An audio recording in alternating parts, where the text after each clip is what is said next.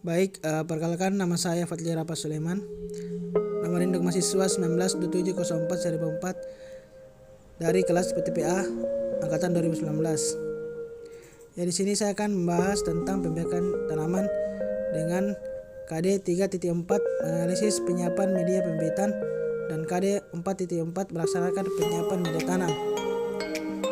Selanjutnya, cakupan materi yang saya akan bahas yaitu yang pertama, pengertian media tanam, yang kedua, jenis-jenis media tanam, dan yang ketiga, cara pembuatan media tanam. Apa sih itu media tanam? Media tanam merupakan wadah atau media tempat untuk menanam dan tempat tumbuh dan berkembang tanaman.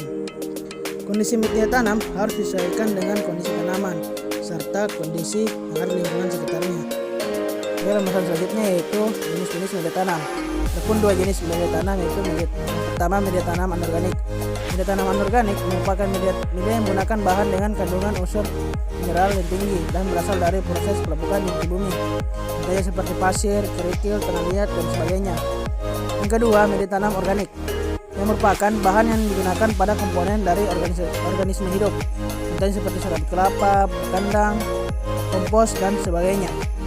Oke, contoh media tanam anorganik yang pertama itu media tanam pasir. Pasir sering digunakan sebagai media alternatif dalam tanam. Sejauh ini pasir dianggap bagus dan sesuai jika digunakan sebagai media untuk penanaman benih pertumbuhan bibit tanaman.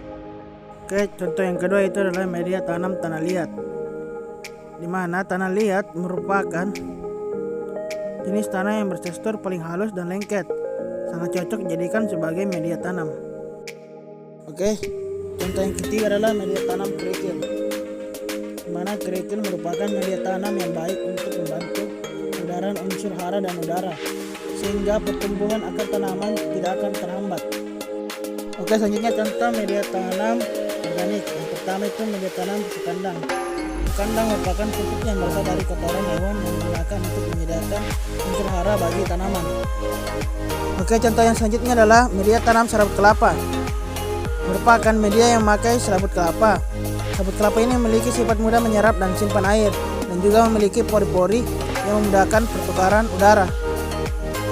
Oke, pembahasan yang terakhir itu adalah proses pembuatan media tanam. Yang pertama, siapkan tanah yang terlihat gembur dan ambil bagian atasnya. Kemudian kedua, siapkan kompos setelah matang. Yang ketiga, siapkan arang sekam. Dan yang terakhir adalah campurkan tanah, kompos, dan arang sekam ke dalam sebuah wadah. Itulah pembahasan yang saya telah jelaskan. Apabila ada perkataan yang kurang mengenakan dan kurang jelas, mohon dimaafkan. Sekian dan terima kasih.